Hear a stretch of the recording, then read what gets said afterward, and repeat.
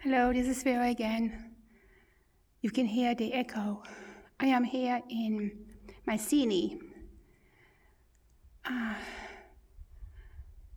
the home of Agamemnon, who was an Ethiopian king. This is the echo. You can hear the echo when I step. It's an echo. I believe it's also the gate of Atreus, maybe, or maybe somewhere else. Who knows?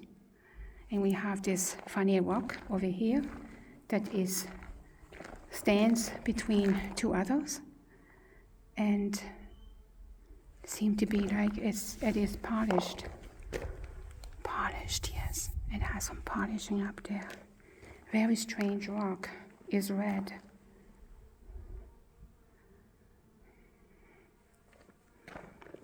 Yeah. The same echo, you can hear this in the Pyramid of Giza. So there is someone who knows certain physics to make this happen.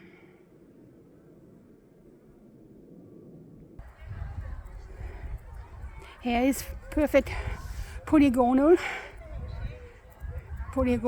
construction, and over here we see these rocks. Looks like very much like Cusco style. Very much like Cusco style. And then polygonal, a little bit smaller, but these are these big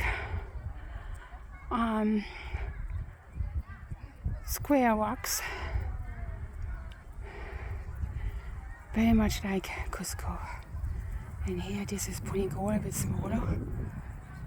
Perfect polygonal structure. And then in the middle we have this big, huge one that looks almost like Cusco style. And then we have the wall over there. I'm not sure if I'm allowed to go there or not. I don't see much of a track, so maybe not. But here is those big trees here. Definitely cyclopean technology. And over there too. This is the Lion Gate. Two lions facing each other. And I believe it's the gate of Atreus, or inside of Mycene. Ancient technology again, done with a machine in a very polished rock. Here these plats of wall over here are perfect aligned with each other, and these same walls like that, they're not as perfect as this one over here, but you can find in Externstein, Germany,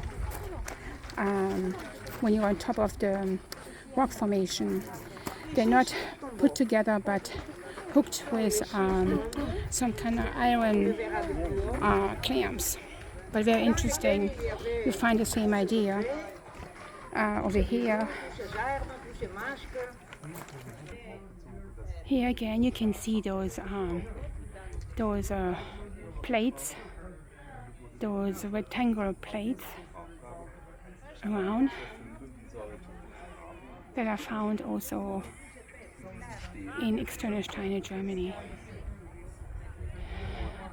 Not as perfect as over here because they didn't use anything except alignment. In Germany there was put together with iron clamps. I think I repeat myself already before, but just to explain you what you can find this in many places in the world where civilization expanded.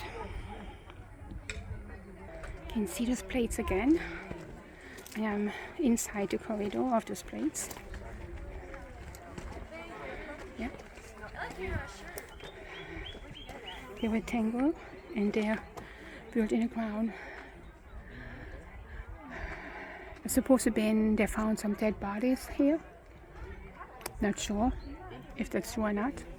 But here, yes, these are, and you can see here, they're done with the grinding technology over here.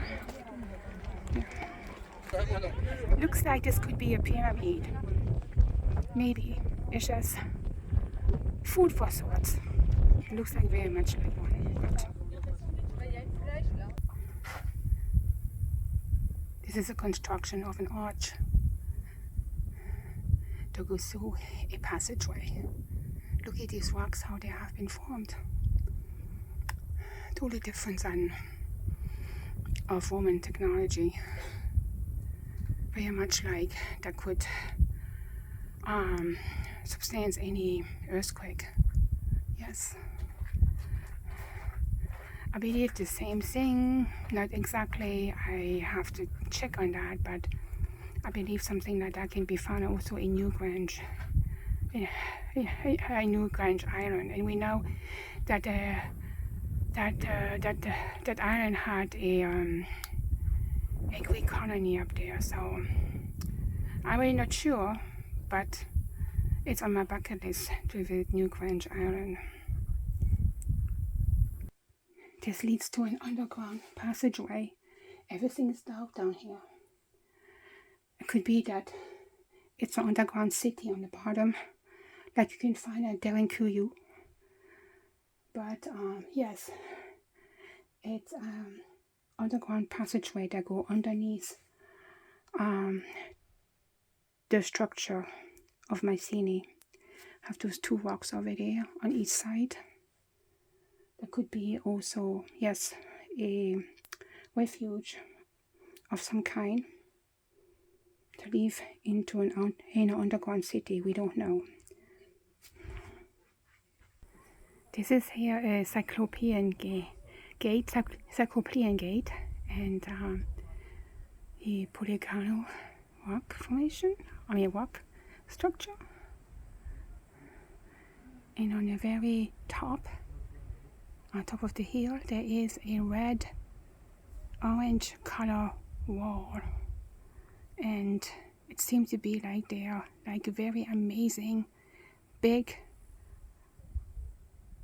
cyclope walls that have been buried by some kind of dirt. You can see them, they're humongous, bombastic together. This is not natural, this is man-made. If you're in the very end, on the bottom of the mountains. This platform looks like, could be like a space launch takeoff. I mean, I'm just saying, it doesn't have to be. But it reminds me like a spaceport takeoff. Hello again, here we are in the beehive of Mycene, or as in Greek, or the Greeks say Mycene, and you can see those small rocks, small bricks, and then the megalith squares is also polygonal, and it has an echo in here. The same thing you can find in the pyramid of Giza, especially in the main pyramid. Here are the big rocks, and they are in the middle, and then further the smaller rocks all the way to the top, called the beehive, and it has an echo. You can hear that. You can hear that. And yeah, beehive of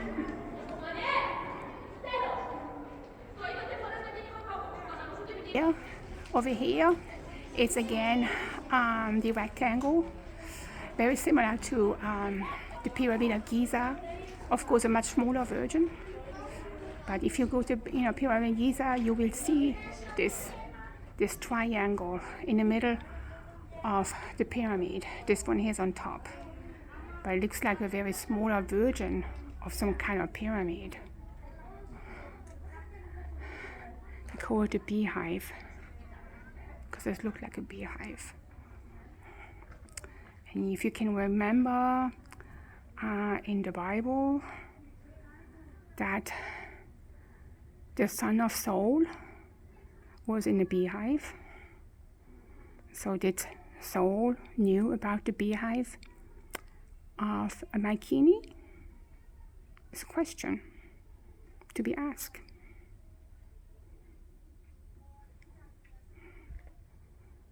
Was Saul had something to do with the construction? Who was Saul? Saul was also the Apostle Paul. Who was he?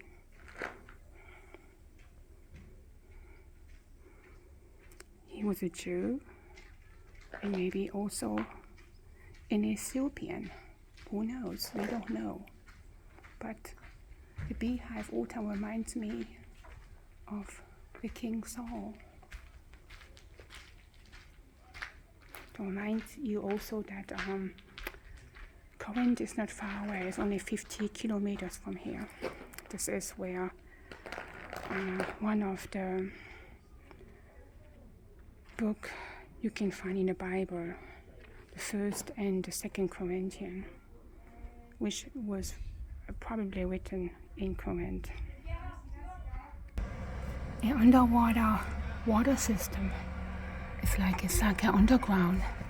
The underground that we've seen above is a water system where water is provided to live in this place. Yes. Underground, the underground water channel.